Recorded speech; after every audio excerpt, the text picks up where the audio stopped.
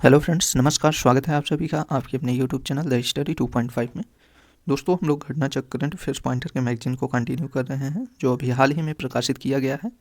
यह मैगजीन 1 जनवरी 2022 से लेकर 25 जनवरी 2023 तक कवर है, जो पूरे एक वर्ष का प्रश्न आप सभी को इस मैगजीन से देखने को मिल जाएगा। इसमें सभी प्रश्न वन लाइनर फॉर्म में टू द पॉइंट कवर किए गए हैं, जो आने वाले एग्जाम के दृष्टिकोण से काफ़ी महत्वपूर्ण प्रश्न आप सभी को देखने को मिल जाएगा। बात करें तो इसके पहले हम लोग इस मैगजीन से बिहार परिदृश्य के प्रश्नों को कंप्लीट कर चुके हैं और राष्ट्रीय व्यक्तित्व, इन दो टॉपिक को हम लोग कवर कर चुके हैं, जो प्लेलिस्ट में वीडियो उपलब्ध है। यदि आप सभी नहीं देखे हैं तो वीडियो आप सभी को प्लेलिस्ट में मिल जाएगा। और आज के इस वीडियो में दोस्तों हम लोग उत्तर प्रदेश के प्रश्नों को देखेंगे, जो पेज नंबर 77 से लेकर 81 तक कवर किया गया है। तो चलिए हम लोग इस वीडियो में उत्तर प्रदेश परिदृश्य के प्रश्नों को कंटिन्यू करते हैं। तो चलिए हम लोग सीधे प्रश्नों की ओर बढ़ते हैं। आइए दोस्तों, हम लोग सीधे प्रश्नों को शुरू करते हैं। उत्तर प्रदेश विशेष का पहला प्रश्न है, यूपी ग्लोबल इन्वेस्टर समिट का आयोजन कहाँ किया जाएगा? तो यूपी ग्लोबल इन्वेस्टर समिट का आयोजन लखनऊ में किया जाएगा। नेक्स्ट है, छठा उत्तर प्रदेश स्थापना दिवस कब मनाया गया? तो 24 जनवरी 2023 को। ध्यान दीजिएगा, 24 जनवरी 2023 को उत्तर प्रदेश का छठा दिवस मनाया गया है, इसे ध्यान दीजिएगा। और प्रतिवर्ष 24 जनवरी को उत्तर प्रदेश दिवस मनाया जाता है। तो उत्तर प्रदेश दिवस 2023 का मुख्य विषय क्या है? तो निवेश और रोजगार है। यह बहुत महत्वपूर्ण प्रश्न है, इसे आप सभी याद रखिएगा। एग्जाम में यहाँ से ज़रूर प्रश्न पूछा जाएगा कि उत्तर प्रदेश दिवस का 2023 का मुख्य विषय क्या था? तो निवेश और रोजगार था, इसे ध्यान दीजिएगा। और पहली बार उत्तर प्रदेश दिवस कब मनाया गया था? तो वर्ष 2018 में। उत्तर प्रदेश दिवस पहली बार वर्ष 2018 में मनाया गया था, इसे आप सभी ध्यान रखिएगा। अगला प्रश्न है, प्रधानमंत्री द्वारा सांसद खेल महाकुंभ का उद्घाटन कहाँ किया गया? तो यह बस्ती में किया गया है। मुख्यमंत्री योगी आदित्यनाथ द्वारा गंगा पर चलित प्रदर्शनी अर्थ गंगा का उद्घाटन कहाँ किया गया? तो वाराणसी में किया गया है। उत्तर प्रदेश के किन 4 शहरों में G20 की 11वें बैठकों का आयोजन किया जाएगा? तो यह लखनऊ, वाराणसी, आगरा और गौतम बुद्ध नगर में। बहुत महत्वपूर्ण प्रश्न है, इसे आप सभी याद रखिए। यह प्रश्न बहुत ही इंपॉर्टेंट है, आने वाले यूपी PCS में और सभी परीक्षाओं में यह प्रश्न पूछा जा सकता है कि जो G20 शिखर सम्मेलन का 11 बैठकों का आयोजन उत्तर प्रदेश के किन 4 शहरों में किया जाएगा? तो आप सभी इसे याद रख लीजिए, लखनऊ, वाराणसी, आगरा और गौतम बुद्ध नगर में। आगे देखते हैं, इसमें राज्य सरकार ने आम जनमानस की G20 में सहभागिता सुनिश्चित करने के लिए किस वाकाथॉन का आयोजन किया है? तो यह रन फॉर G20 का।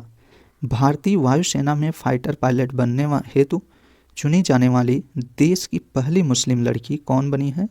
तो सानिया मिर्जा बनी है। इंपॉर्टेंट प्रश्न है, इसे ध्यान दीजिएगा कि भारतीय वायुसेना में फाइटर पायलट बनने हेतु चुनी जाने वाली देश की पहली मुस्लिम लड़की, ध्यान दीजिएगा, यह देश की पहली मुस्लिम लड़की है जो फाइटर पायलट बनने हेतु चुनी जाने वाली है। तो कौन है? तो सानिया मिर्जा हैं, जो उत्तर प्रदेश के मिर्ज़ापुर के रहने वाली हैं, इसे ध्यान दीजिएगा। भारत के किस राज्य में मेडिकल कॉलेजों में ई-सुश्रुत अस्पताल प्रबंधन सूचना प्रणाली का उद्घाटन किया गया? तो उत्तर प्रदेश में किया गया है। अगला प्रश्न देखते हैं, उत्तर प्रदेश की किस केंद्रीय जेल में कैदियों को परोसे जाने वाले उच्च गुणवत्ता वाले खाने को 5 स्टार रेटिंग प्रदान की गई है? तो यह बुलंदशहर में।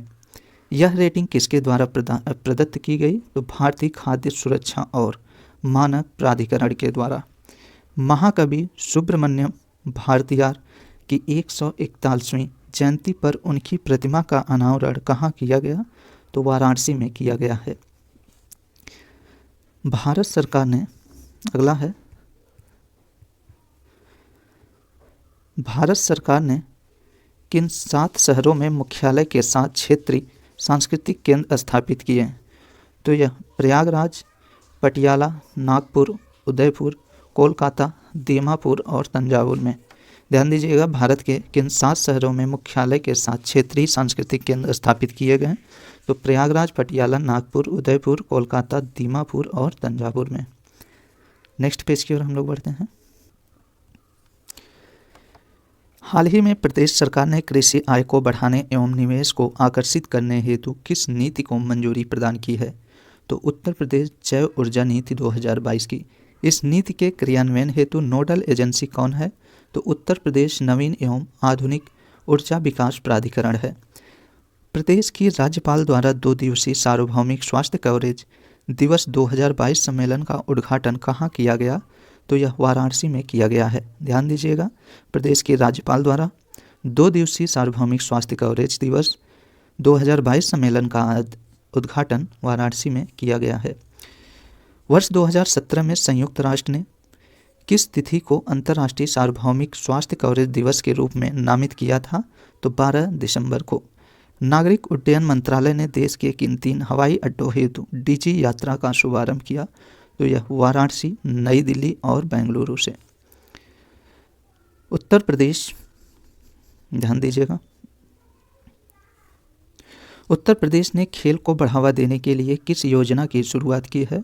तो एक जिला एक खेल के ODOS योजना में शामिल करने हेतु कितने जिलों के खेलों में बदलाव किया गया? तो 10 जिलों के। ध्यान दीजिएगा, 1 डिस्ट्रिक्ट 1 स्पोर्ट योजना में शामिल करने हेतु कुल 10 जिलों के खेलों में बदलाव किया गया है। काशी तमिल संगम का आयोजन कहाँ किया गया? तो वाराणसी में किया गया है। काशी तमिल संगम का आयोजन वाराणसी में किया गया है। इस कार्यक्रम के लिए कार्यान्वयन एजेंसी कौन थी? तो IIT मद्रास और BHU थे। यूनेस्को इंडिया अफ्रीका हैकथॉन का उद्घाटन कहाँ किया गया? तो यह गौतम बुद्ध विश्वविद्यालय और ग्रेटर नोएडा में। ध्यान दीजिएगा, यूनेस्को इंडिया अफ्रीका हैकथॉन का उद्घाटन ग्रेटर नोएडा के गौतम बुद्ध विश्वविद्यालय में किया गया है। इस हैकथॉन का आयोजन किसके द्वारा किया गया? तो केंद्रीय शिक्षा मंत्रालय, AICTE और यूनेस्को के इनोवेशन सेल के द्वारा किया गया है। किस भारतीय सार्वजनिक क्षेत्र की इकाई ने गुणवत्ता नियंत्रण परिधि पर 47वें अंतर्राष्ट्रीय सम्मेलन में स्वर्ण पदक जीता? तो NTPC ऊंचाहार ने। ICQCC that is international convention on quality control circle 2022 का आयोजन कहाँ किया गया था? तो जकार्ता में किया गया था। इंडोनेशिया के जकार्ता में international convention on quality control circle का आयोजन किया गया था। 2022 हेतु इसका विषय था गुणवत्तापूर्ण प्रयासों के माध्यम से बेहतर निर्माण, इसका विषय था। राज्य को धार्मिक यात्रा हब बनाने के लिए यूपी कैबिनेट ने किसकी मंजूरी प्रदान की है? तो नई पर्यटन नीति की। अगला प्रश्न देखते हैं, उत्तर प्रदेश का पहला ईट राइट स्टेशन कौन बना? तो प्रयागराज जंक्शन बना है। राज्यपाल द्वारा डॉक्टर राम मनोहर लोहिया अवध विश्वविद्यालय अयोध्या का कुलपति किसे नियुक्त किया गया? तो प्रोफेसर प्रतिभा गोयल को। प्रधानमंत्री गतिशक्ति मल्टी मॉडल जलमार्ग शिखर सम्मेलन 2022 का आयोजन कहाँ किया गया? तो वाराणसी में किया गया है। सरदार पटेल राष्ट्रीय दिव्यांग T20 कप के द्वितीय संस्करण का आयोजन कहाँ किया गया? तो लखनऊ में किया गया। लखनऊ के भारत रत्न श्री अटल बिहारी वाजपेयी इकाना क्रिकेट स्टेडियम में इसका आयोजन किया गया था। इस T20 कप की brand ambassador doctor Deepa Malik बनी हैं, जो पैरालंपिक खिलाड़ी हैं। देश का सबसे बड़ा एवं उत्तर प्रदेश के पहले हाइपर स्केल डाटा सेंटर का उद्घाटन कहाँ किया गया? तो ग्रेटर नोएडा में। इस सेंटर का नाम क्या है? तो इस सेंटर का नाम योट्टा D1 है। प्रधानमंत्री नरेंद्र मोदी द्वारा उत्तर प्रदेश की किस धार्मिक नगरी में भगवान श्री राम के प्रतीक स्वरूप का राज्याभिषेक और दीपोत्सव 2022 का शुभारंभ किया गया? तो अयोध्या में। इस छठें दीपोत्सव में कुल कितने दीप प्रज्वलित कर एक नया विश्व रिकॉर्ड बनाया गया? तो 15.76 लाख दीपों को प्रज्वलित कर एक विश्व रिकॉर्ड बनाया गया, जिसे गिनीज वर्ल्ड रिकॉर्ड्स में दर्ज किया गया है। 61वें राष्ट्रीय ओपन एथलेटिक्स चैंपियनशिप 2022 में महिला लंबी कूद प्रतियोगिता का स्वर्ण पदक किसने जीता? तो शैली सिंह ने जीता है। उत्तर प्रदेश के शैली सिंह ने 61वें राष्ट्रीय ओपन एथलेटिक्स चैंपियनशिप 2022 में महिला लंबी कूद प्रतियोगिता का स्वर्ण पदक जीता है। इस प्रतियोगिता की संयुक्त स्कोर तालिका में उत्तर प्रदेश की तीसरी स्थान ध्यान दीजिएगा, इस प्रतियोगिता की संयुक्त स्कोर तालिका में उत्तर प्रदेश तीसरे स्थान पर रहा। अगला है, उत्तर प्रदेश सरकार और चौधरी चरण सिंह विश्वविद्यालय मेरठ के सहयोग से किस कार्यशाला का आयोजन किया गया? तो कबाड़ से जुगाड़ का। राज्य में पर्यावरण के अनुकूल परिवहन प्रणाली विकसित करने हेतु किस नीति को मंजूरी प्रदान की गई? तो इलेक्ट्रिक वाहन विनिर्माण एवं गतिशीलता नीति की। यह नीति कब तक प्रभावी रहेगी? तो यह नीति आगामी 5 वर्षों तक जो अधिसूचना की तारीख से रहेगी। मुख्यमंत्री ने स्वामी रामानुजाचार्य जी की प्रतिमा का अनावरण कहाँ किया? तो श्री यदुगिरी यतिराज मठ अयोध्या में किया है। इस प्रतिमा का नाम स्टैचू ऑफ डिग्निटी मर्यादा मूर्ति है।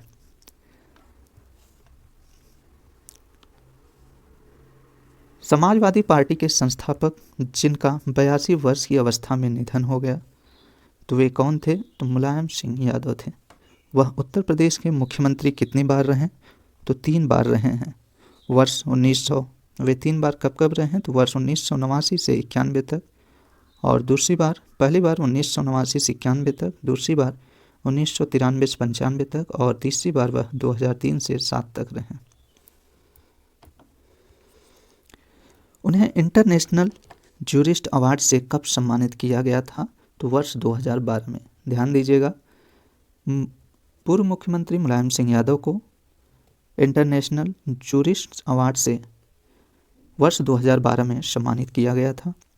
अगला प्रश्न है, राज्य की स्वास्थ्य प्रणाली को मजबूत और पैरामेडिकल शिक्षा की गुणवत्ता में बदलाव लाने हेतु किस मिशन का शुभारंभ किया गया? तो मिशन निरामय का। लखनऊ में भिक्षा से शिक्षा की ओर कार्यक्रम का आयोजन किस संस्था द्वारा किया गया?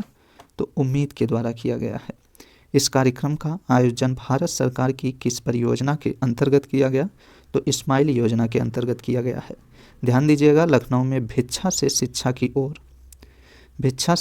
की ओर कार्यक्रम का आयोजन उम्मीद संस्था द्वारा किया गया है, और इस कार्यक्रम का आयोजन भारत सरकार की स्माइल परियोजना के अंतर्गत किया गया है। स्वच्छ सर्वेक्षण 2022 रैंकिंग में उत्तर प्रदेश, आइए देखते हैं स्वच्छ सर्वेक्षण 2022 के रैंकिंग में उत्तर प्रदेश के स्थान को। तो स्वच्छ सर्वेक्षण 2022 में प्रदेश ने कुल कितने पुरस्कार प्राप्त किए हैं? तो 12 पुरस्कार प्राप्त किए हैं। किस शहर को फास्ट मूविंग मीडिया सिटी का पुरस्कार दिया गया? तो मुजफ्फरपुर नगर को। 3 से 10 लाख जनसंख्या श्रेणी में किस शहर को सेल्फ सस्टेनेबल सिटी का पुरस्कार दिया गया? तो नोएडा को दिया गया है। 10 से 40 लाख जनसंख्या श्रेणी में किस शहर को फास्ट मूविंग बिग सिटी का पुरस्कार दिया गया? तो यह मेरठ को दिया गया है। 10 से 40 लाख जनसंख्या श्रेणी में किस शहर को awards for innovation and best practices दिया गया? तो कानपुर को दिया गया है। स्वच्छ सर्वेक्षण 2022 की राष्ट्रीय रैंकिंग में शीर्ष 50 में शामिल उत्तर प्रदेश को कितने शहर शामिल हैं? तो उत्तर प्रदेश के कुल 4 शहर शामिल हैं, जिसमें नोएडा, अलीगढ़, सहारनपुर और मथुरा शामिल हैं। रैंकिंग में 10 लाख से अधिक जनसंख्या श्रेणी में प्रदेश के शामिल शहरों की संख्या कितनी है? तो 7 हैं, जिसमें गाजियाबाद, मेरठ, प्रयागराज, लखनऊ, वाराणसी, आगरा और कानपुर हैं। रैंकिंग की स्वच्छ छावनी श्रेणी में शीर्ष 20 में प्रदेश की कितनी छावनी शामिल हैं? तो 3 शामिल हैं, जिसमें वाराणसी, शाहजहांपुर और मथुरा शामिल हैं। 1 लाख से कम की जनसंख्या वाले गंगा नगरों की श्रेणी में शीर्ष 5 में प्रदेश के कितने नगर शामिल हैं? तो 3 नगर शामिल हैं, जिनमें बिजनौर प्रथम स्थान पे है, कन्नौज द्वितीय और गढ़मुक्तेश्वर तीसरे स्थान पर हैं। 1 लाख से अधिक की जनसंख्या वाले गंगा नगरों की श्रेणी में शीर्ष 5 में प्रदेश के कितने नगर शामिल हैं? तो 2 नगर शामिल हैं, जिसमें वाराणसी और प्रयागराज शामिल हैं। 100 शहरी स्थानीय निकायों से अधिक की श्रेणी वाले राज्यों में उत्तर प्रदेश ने कौन सा स्थान प्राप्त किया? तो 10वां स्थान प्राप्त किया है। प्रेरक दौड़ सम्मान के तहत गोल्ड श्रेणी में प्रदेश के किस शहर को शामिल किया गया? तो गौतम बुद्ध नगर को। सिल्वर दैट इज उज्ज्वल श्रेणी में प्रदेश के कितने शहर शामिल हैं? तो 2 शामिल हैं। कौन कौन से? तो मथुरा और अमरोहा शामिल हैं।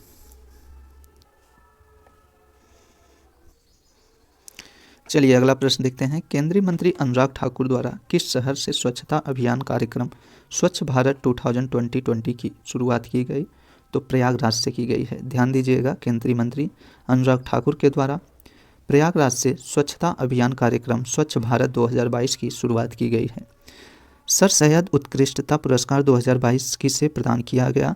तो प्रोफेसर बारबरा मेटकाफ को, जो अमेरिकी इतिहासकार हैं। बहुत इंपॉर्टेंट पुरस्कार है, यह एग्जाम में बार बार पूछा जाता है, इसे आप सभी याद रखिएगा।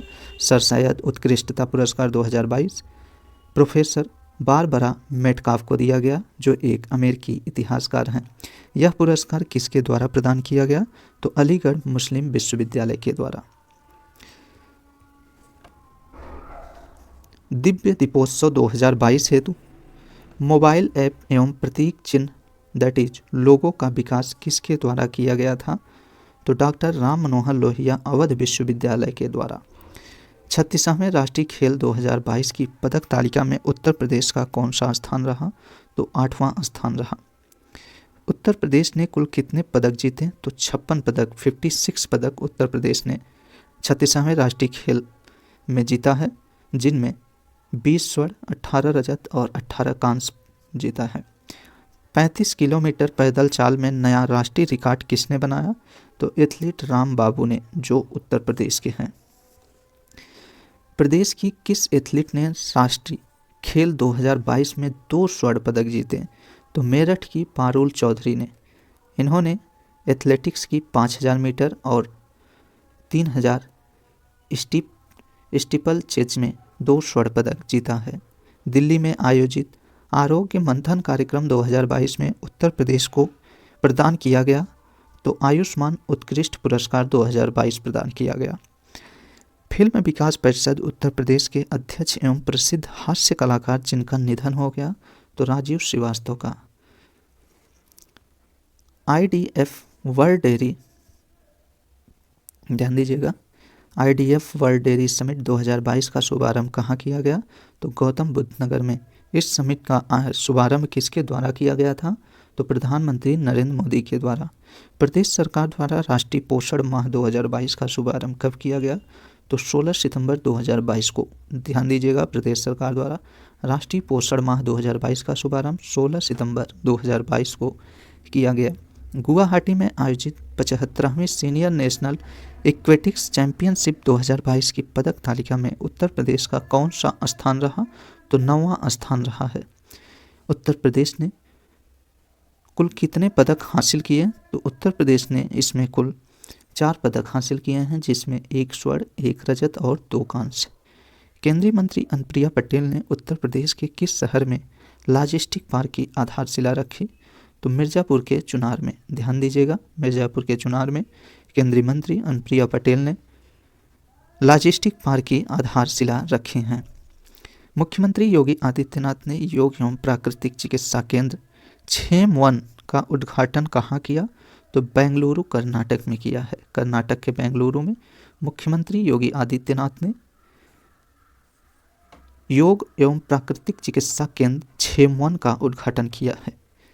अगला है, मुख्यमंत्री ने मेरठ में किस योजना के तहत छात्र छात्राओं को टैबलेट एवं स्मार्टफोन वितरित किए? तो यह मुख्यमंत्री अभ्युदय योजना और स्वामी विवेकानंद युवा सशक्तिकरण योजना के तहत इसका वितरण किए हैं। इसके अतिरिक्त किस योजना के तहत लाभार्थियों को घिरौनी दैट इज प्रॉपर्टी कार्ड वितरित किया? तो भू स्वामित्व योजना के तहत। मुख्यमंत्री ने किस मार्ग पर स्थित घाघरा नदी के कमरिया घाट पर सेतु का लोकार्पण किया? तो यह सिकरीगंज, बेलघाट, लोहरया, शंकरपुर, बाघाट मार्ग गोरखपुर में किया है। इसकी लंबाई कितनी है? तो इसकी लंबाई 1412.45 मीटर है। तो मुख्यमंत्री ने किस मार्ग पर स्थित घाघरा नदी के कमरिया घाट पर सेतु का निर्माण किया? तो गोरखपुर में किया है। इन स्थानों पर इसका लोकार्पण किया है, जिसकी कुल लंबाई 1412.45 मीटर है। प्रदेश में Indo Israel centre of excellence for vegetables का शिलान्यास कहाँ किया गया? तो चंदौली में किया गया है, मिर्ज़ापुर। तो प्रदेश में Indo Israel centre of excellence for vegetable का शिलान्यास चंदौली मिर्ज़ापुर में किया गया है। इजराइल द्वारा उत्कृष्टता केंद्र को किस योजना के तहत प्रौद्योगिकी प्रदान की जाएगी? तो भारत इजराइल कार्य योजना के द्वारा।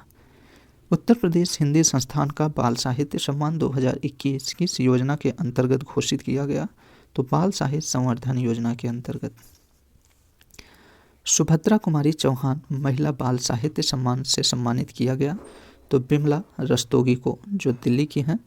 और सोहनलाल द्विवेदी बाल कविता सम्मान से सम्मानित अजय कुमार उर्फ डॉक्टर अजय प्रसून को सम्मानित किया गया है, जो लखनऊ के हैं।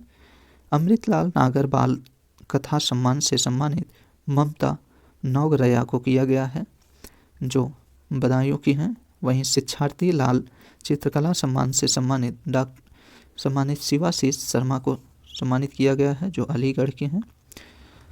लल्ली प्रसाद पांडे बाल साहित्य पत्रकारिता सम्मान से किसे सम्मानित किया गया है? तो संजय वर्मा को, जो गोरखपुर के हैं। उत्तर प्रदेश सरकार ने $1 ट्रिलियन की अर्थव्यवस्था के लक्ष्य को प्राप्त करने हेतु किसके साथ समझौता एवं ज्ञापन पर हस्ताक्षर किया? तो डेलाइट इंडिया के साथ।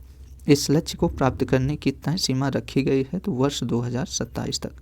तो ध्यान दीजिएगा, उत्तर प्रदेश सरकार ने $1 ट्रिलियन की अर्थव्यवस्था के लक्ष्य को प्राप्त करने के लिए डेलाइट इंडिया के साथ समझौता किया है और इस लक्ष्य को वर्ष 2027 तक तय करने की सीमा रखी है। उत्तर प्रदेश के, ध्यान दीजिएगा यहाँ, उत्तर प्रदेश हिंदी संस्थान द्वारा वर्ष 2021 के प्रमुख पुरस्कार एवं सम्मान प्राप्तकर्ता निम्नलिखित हैं। आइए इसमें देखते हैं। उत्तर प्रदेश हिंदी संस्थान द्वारा वर्ष 2021 में जितने पुरस्कार एवं सम्मान दिए गए हैं उन सभी को हम लोग देखते हैं। ये सभी पुरस्कार 2 अगस्त 2022 को दिया गया है, जो आने वाले एग्जाम के दृष्टिकोण से इम्पॉर्टेंट है, तो इससे ध्यान दीजिएगा। उत्तर प्रदेश का सबसे महत्वपूर्ण पुरस्कार भारत भारती सम्मान है, जो बहुत बार एग्जाम में पूछा जाता है। यह सम्मान डॉक्टर रमानाथ त्रिपाठी को दिया गया है, जो दिल्ली के हैं। और इस पुरस्कार राशि की बात किया जाए तो इस पुरस्कार की राशि 8 लाख रुपए है। वहीं लोहिया साहित्य सम्मान बुद्धिनाथ मिश्र को दिया गया, जो देहरादून के हैं। इन्हें यह पुरस्कार राशि 5 लाख रुपए प्रदान की गई है। हिंदी गौरव सम्मान, ये भी इम्पॉर्टेंट है, ध्यान दीजिएगा। हिंदी गौरव सम्मान डॉक्टर गिरिराज शरण अग्रवाल को दिया गया है, जो हरियाणा के हैं। इन्हें यह पुरस्कार राशि 5 लाख रुपए प्रदान किया गया है। महात्मा गांधी साहित्य सम्मान डॉक्टर विश्वास किशन पाटिल को दिया गया, जो महाराष्ट्र के हैं। इन्हें यह पुरस्कार राशि 5 लाख रुपए दिया गया। अवंतीबाई साहित्य सम्मान डॉक्टर ओम प्रकाश मिश्र को दिया गया, जो लखनऊ के हैं। इन्हें यह पुरस्कार राशि 5 लाख रुपए प्रदान किया गया है। अटल बिहारी वाजपेयी साहित्य सम्मान हृदय नारायण दीक्षित को दिया गया, जो उत्तर प्रदेश के हैं। पुरस्कार राशि 5 लाख रुपए दिया गया। पंडित दीनदयाल उपाध्याय साहित्य सम्मान डॉक्टर रामशरण गौड़ को दिया गया, जो गौतम बुद्ध नगर के हैं। इन्हें यह पुरस्कार राशि 5 लाख रुपए प्रदान किए गए। राजर्षि पुरुषोत्तम दास टंडन सम्मान दक्षिण भारत हिंदी प्रचार सभा मद्रास चेन्नई को दिया गया है, जिन्हें पुरस्कार राशि 5 लाख रुपए प्रदान किया गया है। साहित्य भूषण सम्मान श्री हितेश कुमार शर्मा को, जो बिजनौर के हैं। और डॉक्टर रघुवीर सिंह अरविंद को, जो अलीगढ़ के रहने वाले हैं। इन दोनों लोगों को साहित्य भूषण सम्मान दिया गया है। इन्हें इस पुरस्कार राशि के 2.5 लाख रुपए प्रदान किए गए हैं। अगला है, प्रदेश के सरकारी कर्मियों की सेवा संबंधी विवादों का निपटारा करने के उद्देश्य से किस कार्यालय भवन का शिलान्यास किया गया? तो केंद्रीय प्रशासनिक अधिकरण का किया गया है, जो लखनऊ पीठ में इसका शिलान्यास किया गया है। 4 दिवसीय, ध्यान दीजिएगा, प्रदेश के सरकारी कर्मियों की बात किया जा रहा है। यहाँ पे सरकारी कर्मियों की सेवा संबंधी विवादों का निपटारा करने के उद्देश्य से केंद्रीय प्राधिकरण अधिकरण लखनऊ पीठ में इसके कार्यालय भवन का शिलान्यास किया गया है। ठीक है। 4 दिवसीय उत्तर प्रदेश आम महोत्सव 2022 का आयोजन कहाँ किया गया? तो लखनऊ में किया गया है। केंद्र सरकार द्वारा एक आम का मेगा क्लस्टर लखनऊ में स्वीकृत किया गया। इसके तहत लखनऊ के आम को किस ब्रांड से जाना जाएगा? तो काकोरी ब्रांड से जाना जाएगा। उत्तर प्रदेश सतत विकास रिपोर्ट 2022 का लोकार्पण किसके द्वारा किया गया? तो आनंदीबेन पटेल के द्वारा किया गया है। ध्यान दीजिएगा, उत्तर प्रदेश सतत विकास रिपोर्ट 2022 का लोकार्पण आनंदीबेन पटेल के द्वारा किया गया। इस रिपोर्ट को किसके द्वारा तैयार किया गया था? तो लखनऊ विश्वविद्यालय के विकास विज्ञान संस्थान एवं अर्थशास्त्र विभाग के द्वारा। बुंदेलखंड एक्सप्रेसवे का उद्घाटन किसके द्वारा किया गया? तो प्रधानमंत्री नरेंद्र मोदी के द्वारा। यह उद्घाटन कहाँ से किया गया? तो जालौन जिले के उरई तहसील के कैथोरी गांव से। इस एक्सप्रेसवे की कुल लंबाई 296.07 किलोमीटर है। इस एक्सप्रेसवे का प्रारंभ स्थान भरतकूप चित्रकूट से है और इसकी समाप्ति कुतरैल इटावा से है। इस एक्सप्रेसवे में शामिल जिले कुल 7 हैं। तो बुंदेलखंड एक्सप्रेसवे में कुल 7 जिले शामिल हैं, जिसमें चित्रकूट, बांदा, हमीरपुर, महोबा, जालौन, औरैया और इटावा है। अयोध्या में नया घाट चौराहे को किस प्रसिद्ध गायिका की स्मृति चौक के रूप में विकसित किया? माफ करिएगा, अयोध्या में नया घाट चौराहे को किस प्रसिद्ध गायिका की स्मृति चौक के रूप में विकसित किया गया? तो लता मंगेशकर के। प्रदेश के किस विश्वविद्यालय को ग्रेड A++ रैंकिंग प्रदान की गई? तो लखनऊ विश्वविद्यालय को।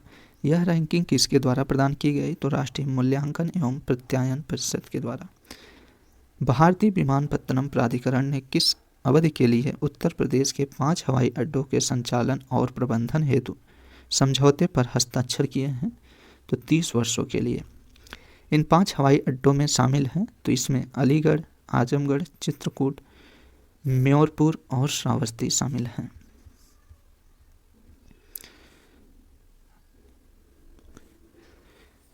मिसेज यूनिवर्स डिवाइन 2022 का खिताब किसने जीता? तो पल्लवी सिंह ने। कानपुर की पल्लवी सिंह ने मिसेज यूनिवर्स डिवाइन 2022 का खिताब जीता है। मिसेज यूनिवर्स डिवाइन 2022 का आयोजन कहाँ पे किया गया? तो इसका आयोजन दक्षिण कोरिया के योसो में किया गया था।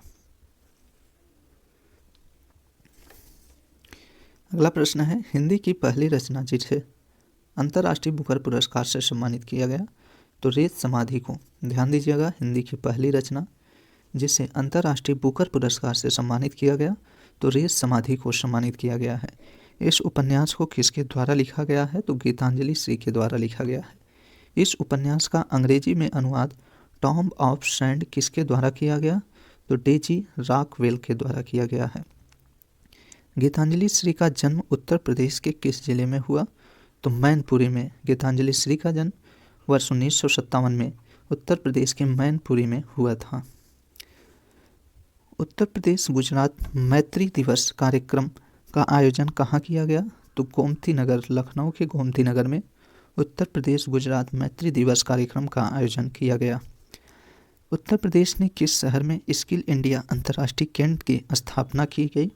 तो वाराणसी में। ध्यान दीजिएगा, उत्तर प्रदेश के वाराणसी शहर में स्किल इंडिया अंतर्राष्ट्रीय केंद्र की स्थापना की गई। इस केंद्र की स्थापना हेतु किसके मध्य समझौता एवं ज्ञापन का आदान प्रदान किया गया? तो NSDC इंटरनेशनल तथा हिंदुस्तान पोर्ट्स प्राइवेट लिमिटेड के मध्य। यह केंद्र किन देशों के रोजगार हेतु भारतीय युवाओं को प्रशिक्षण प्रदान करेगा? तो यह UAE, कनाडा, ऑस्ट्रेलिया और खाड़ी देशों के लिए, इन देशों के लिए उत्तर प्रदेश के युवाओं को प्रशिक्षण दिया जाएगा। इस तरह के पहले केंद्र की स्थापना कहाँ की गई थी? तो भुवनेश्वर में की गई थी। मैं गंगा बोल रही हूँ पुस्तक के, ध्यान दीजिएगा, मैं गंगा बोल रही पुस्तक तथा स्पर्श गंगा गीत के लेखक कौन हैं? तो डॉक्टर रमेश पोखरियाल निशंक हैं। इंडिया स्मार्ट सिटीज अवार्ड प्रतियोगिता 2020 में सर्वश्रेष्ठ राज्य का पुरस्कार किसे प्रदान किया गया? तो उत्तर प्रदेश को। ध्यान दीजिएगा, इंडिया स्मार्ट सिटीज अवार्ड प्रतियोगिता 2020 में सर्वश्रेष्ठ राज्य का पुरस्कार उत्तर प्रदेश को दिया गया था। वाराणसी के जल एवं स्मार्ट सिटीज लीडरशिप पुरस्कार श्रेणी में कौन सा स्थान हासिल किया? तो पहला एवं दूसरा। ध्यान दीजिएगा, वाराणसी ने जल एवं स्मार्ट सिटीज लीडरशिप पुरस्कार श्रेणी में कौन सा स्थान हासिल किया है? तो जल के श्रेणी में पहला और स्मार्ट सिटी लीडरशिप में यह दूसरा स्थान प्राप्त किया है।